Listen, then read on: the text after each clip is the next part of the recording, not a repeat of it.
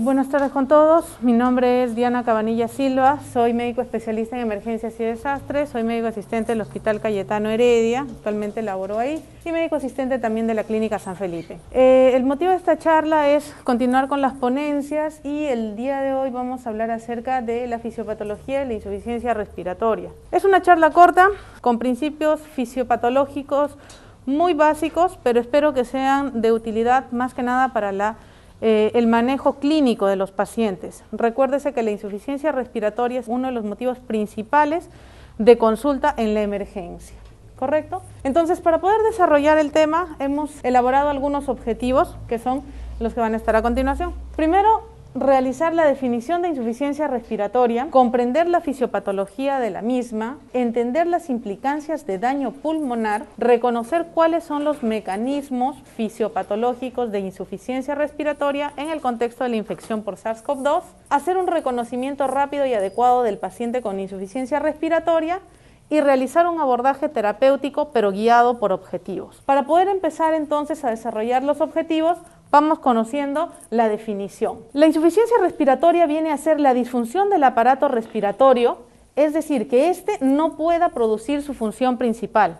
Les recuerdo, la función principal del aparato respiratorio es realizar el intercambio gaseoso, es decir, llevar oxígeno a los tejidos y de ellos eliminar CO2. Cuando esta función primordial del sistema respiratorio se ve afectada, es decir, fracasa este proceso, nos encontramos ante un cuadro de insuficiencia respiratoria. Sin embargo, esta definición que ustedes ven acá es una definición un tanto conceptual. ¿Cómo es que esta definición la podemos aplicar en nuestras emergencias, en nuestros centros de atención, primer, segundo, tercer nivel, incluso en nivel prehospitalario? Para eso vamos a tomar esta definición que es un poco más práctica, la cual nos dice que la insuficiencia respiratoria viene a ser la presencia de una hipoxemia, una presión arterial de O2 menor de 60 milímetros de mercurio, en un sujeto a nivel del mar, en reposo y a frío ambiente, y que esta puede estar acompañada o no de una elevación de la presión arterial de CO2, es decir, que esta sea mayor a 55. Mientras que si tenemos una presión arterial de O2 que se encuentra entre 60 y 80, le denominaremos hipoxemia. Como ven, este es un concepto un poco más práctico, ¿correcto? Sin embargo, no es aplicable a todos los niveles de atención. Recuérdese, la medicina de emergencias y desastres tiene una rama del prehospitalario y yo en el prehospitalario no dispongo de gasometría arterial para poder encasillar a mi paciente en este diagnóstico usando una gasometría arterial. Es por eso que nos va a servir bastante la pulsosimetría, el saturómetro, y vamos a denominar insuficiencia respiratoria cuando la saturación de oxígeno esté por debajo de 90, puesto que entre 90 y 95 correlaciona con una presión arterial de oxígeno de 60 a 80. Entonces aquí vemos cómo la definición puede trascender de un concepto teórico hacia un concepto más práctico y aplicativo en nuestro campo de atención, en nuestro campo de acción. ¿Por qué es tan importante hablar de insuficiencia respiratoria? Permítame compartirles un poco de la estadística que tenemos en nuestro país. Esta es una tabla del MINSA, no es actual, es del 2017 hacia el 2018. Y si ustedes ven aquí, una de las causas principales de mortalidad a nivel de todos los hospitales, llámese MINSA, eSalud y Fuerzas Armadas, son dos patologías. La primera es la neumonía, encasillada como neumonía no especificada, y la segunda son otras enfermedades pulmonares intersticiales, incluidas la fibrosis. Recuérdese que la insuficiencia respiratoria per se no es una patología, sino es la expresión de dos patologías principales, neumonía e enfermedades pulmonares intersticiales. Estas dos son las causas primordiales de mortalidad en todos los hospitales, es decir, la insuficiencia respiratoria que se expresa por medio de estas patologías no es algo tan infrecuente y no representa porcentajes que sean subestimables. Es 10.2% y 5.3% cada una de ellas la mortalidad en todos los hospitales. Entonces, es un número importante respecto a mortalidad de los pacientes. Hablamos aquí 2017-2018. ¿Qué pasa en la actualidad con el coronavirus? Si vemos la tabla, por favor, de la sala situacional del MINSA, al día de hoy, que estamos realizando la ponencia, obsérvese usted la letalidad que tiene la neumonía por coronavirus. ¿Y cuál es la expresión fundamental de la neumonía por coronavirus? La insuficiencia respiratoria, ¿no? Traducida en un distrés respiratorio. Me llama mucho este número, este 9.1 de letalidad, el cual supera, ¿no?, los más de 200,000 fallecidos, porque Nosotros continuamente estamos haciendo análisis y chequeando las cifras. Y si vemos en menos de 5 meses, la letalidad ha triplicado. Si usted revisa la letalidad en el mes de abril, era 3.1. Es decir, en menos de 5 meses tenemos un crecimiento exponencial de los pacientes fallecidos y todos ellos han visto afectos de insuficiencia respiratoria. Entonces, ahora que ya hemos visto que no son cifras tan desestimables, que no son cifras tan paupérrimas, es importante comprender la parte fisiopatológica de la insuficiencia respiratoria para poder abordarla. Y para poder abordarla, primero tenemos que entender ¿qué es un sistema? Si vemos, nosotros hablamos de sistema respiratorio, entonces es importante determinar qué es un sistema. Y el sistema, como ven aquí, es un conjunto de elementos, un conjunto de partes que están interactuados, integrados y van a cumplir un fin común. Eso es el sistema respiratorio, un conjunto de elementos en el cual están interactuados sistema nervioso central, bomba, vía aérea, alveolos y la red vascular, todos ellos están integrados de manera tan armónica que funcionando cada uno de ellos en correctas condiciones va a cumplir la función primordial que es el intercambio gaseoso. Entonces empezaremos haciendo un recuento de cómo es que funciona esto. El centro regulador de la respiración, el motor de la respiración está a nivel del sistema nervioso central. Cerebro, recuérdese, fisiología, núcleo dorsal y paraventricular a nivel del bulbo, ¿correcto? Estos núcleos son, por intermedio de ellos vamos a tener neuronas aferentes y neuronas eferentes, las cuales van a desarrollar el mecanismo de la respiración. Y esto lo van a hacer porque hay 3 estímulos, ¿correcto? El primer estímulo que está poco descrito, poco estudiado, es el estímulo metabólico. El segundo estímulo, que es el más conocido, el más importante, es el estímulo químico, el que todos conocemos. Cuando nos sube un poco el PCO2, nos disminuye discretamente el pH, baja parcialmente el oxígeno, estimula estos núcleos y se da la respiración, acompañado de un tercer estímulo que es el estímulo propio de la persona consciente, que es el que va a hacer el esfuerzo sobre todo inspiratorio, que es un proceso activo, para dejar luego libre por un proceso pasivo la expiración.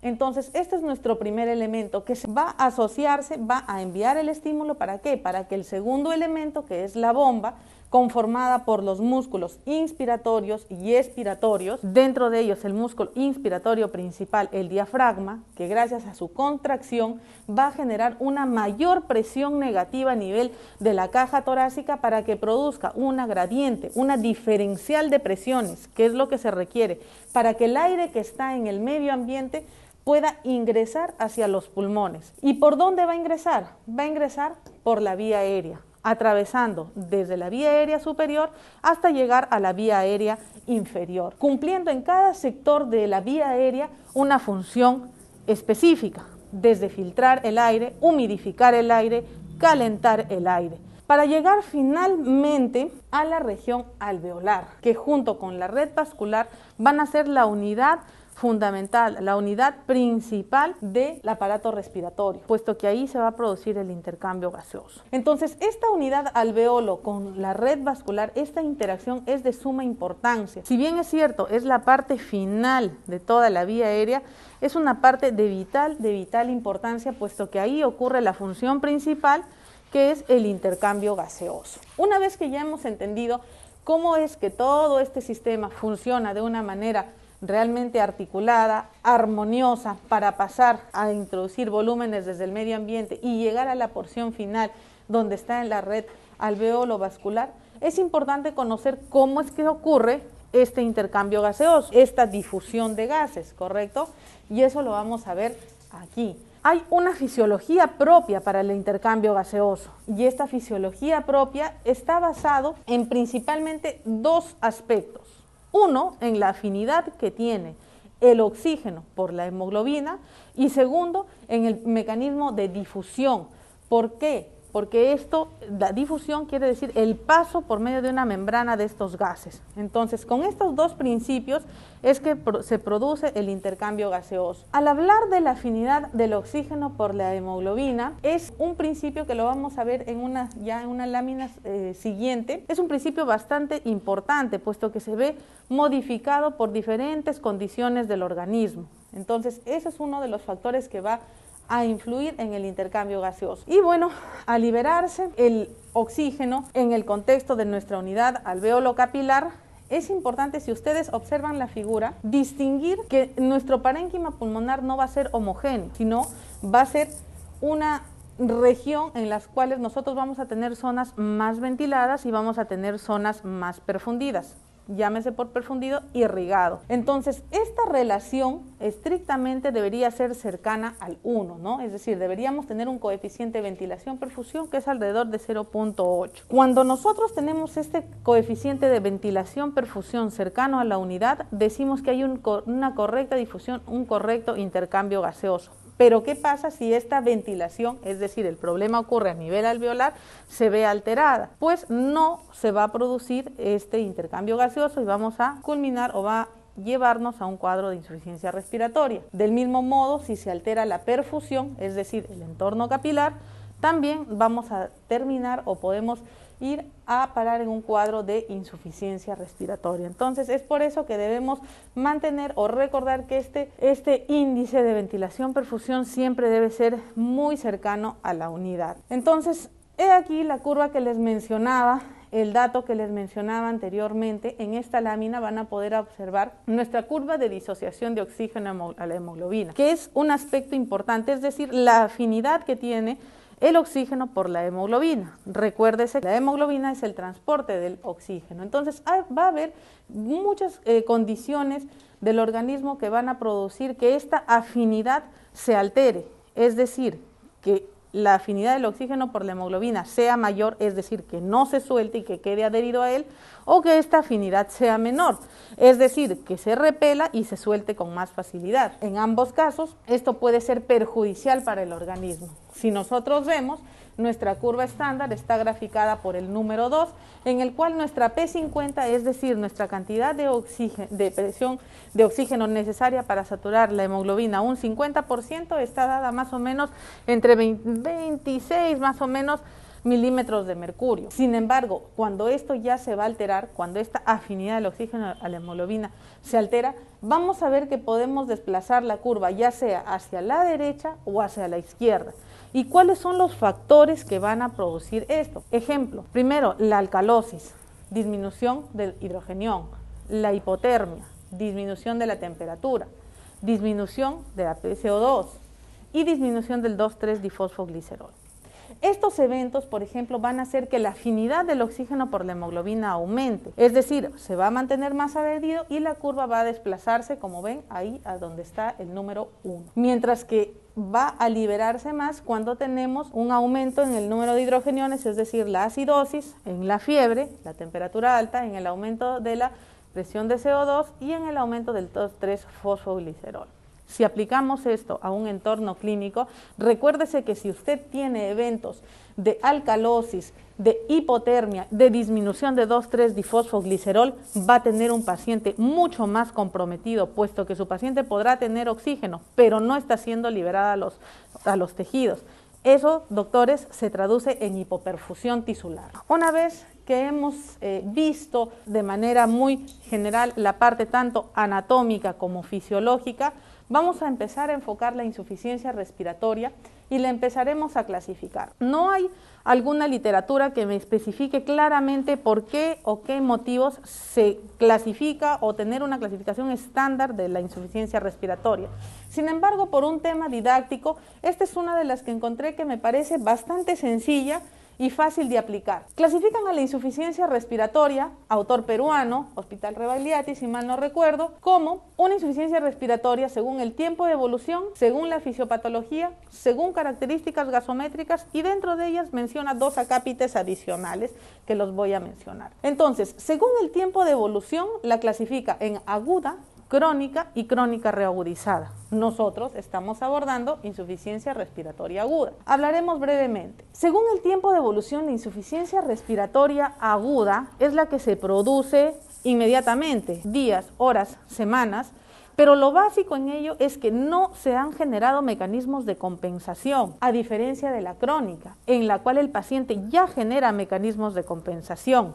Le brindo dos ejemplos, poliglobulia y aumento de bicarbonato, ¿correcto? Y la crónica reagudizada pues será en pacientes que ya tienen una patología crónica de base y por algún evento agudo han visto reagudizado su cuadro, ¿correcto? Según la fisiopatología, vamos a tener 5 aspectos fisiopatológicos por los cuales se puede producir la insuficiencia respiratoria. El primero es la disminución de la fracción de oxígeno, el segundo es la hipoventilación alveolar, el tercero es la alteración de la difusión, el cuarto es la alteración de la ventilación-perfusión y por último el shunt derecha a izquierda.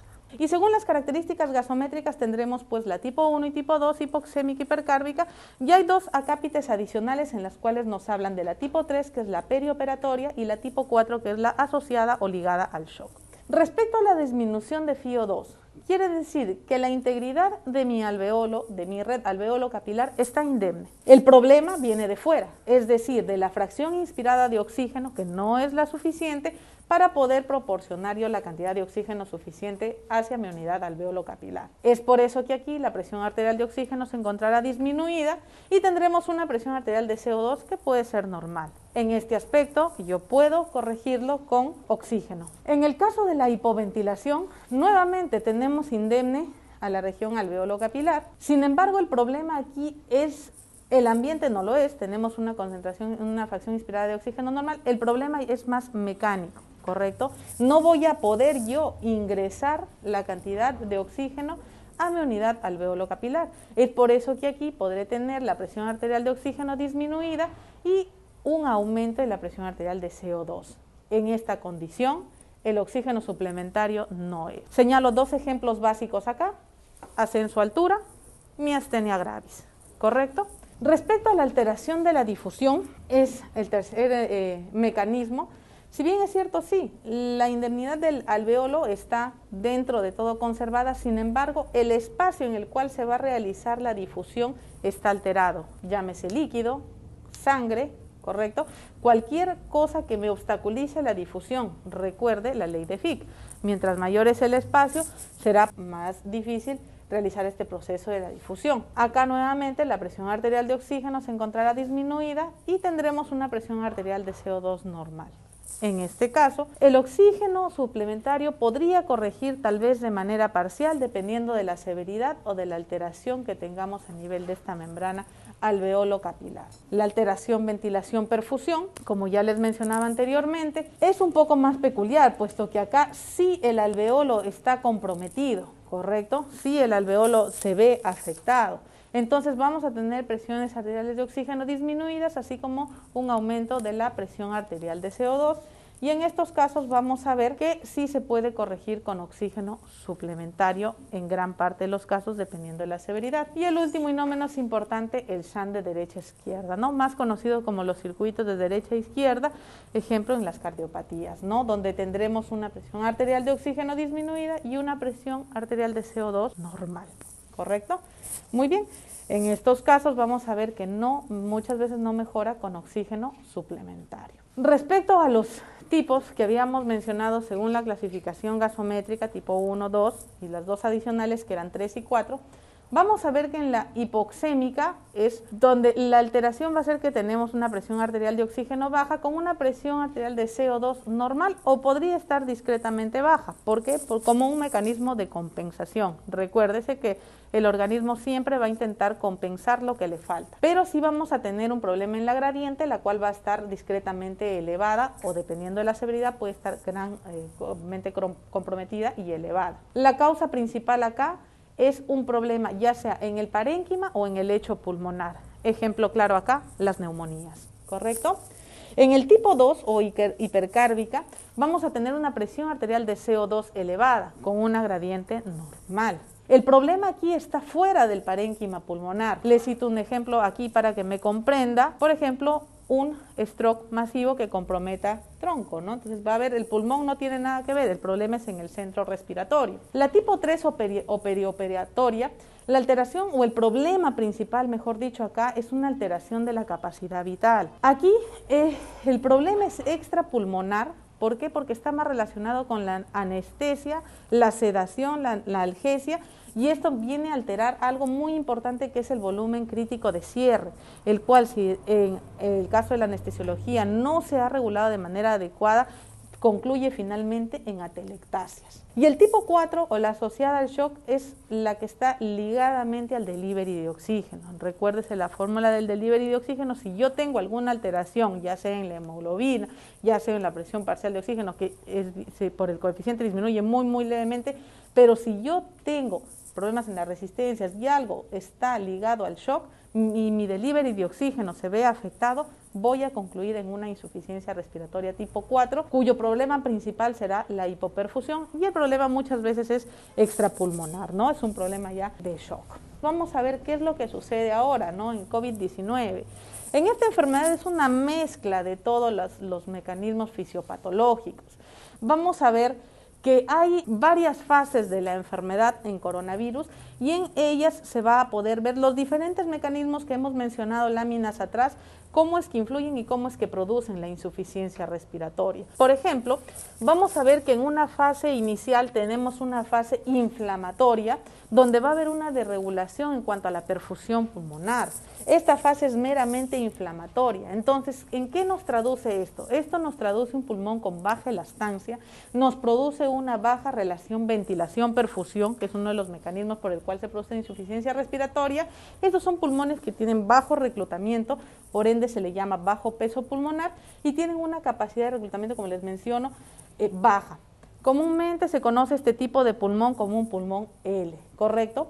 ¿Qué pasa si esto persiste? La enfermedad persiste, se agrava, podemos desencadenar en un fenotipo H, ¿no? Es un pulmón que ya va a presentar ya un efecto ya no solo inflamatorio, sino vamos a tener colapso alveolar, vamos a tener un pulmón con alta elastancia pulmonar, va a haber un cortocircuito o un shunt, mírese, otro mecanismo fisiopatológico de la insuficiencia respiratoria, y se traducirá en un pulmón de gran peso con alta capacidad de reclutamiento, conocido clínicamente como pulmón H. Entonces, a las finales, el paciente con COVID puede venir con una hipoxemia, pero su evolución puede pasar de un fenotipo L con un mecanismo ventilación-perfusión alterado y finalizar en un tipo H, un distrés con mecanismo de shunt, ¿correcto? Entonces hay varios mecanismos implicados en la producción de insuficiencia respiratoria en COVID.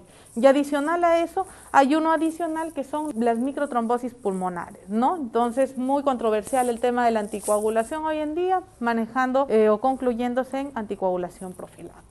Ahora que ya comprendemos esto, vuelvo a señalar que la insuficiencia respiratoria no es una patología per se, sino es la manifestación de.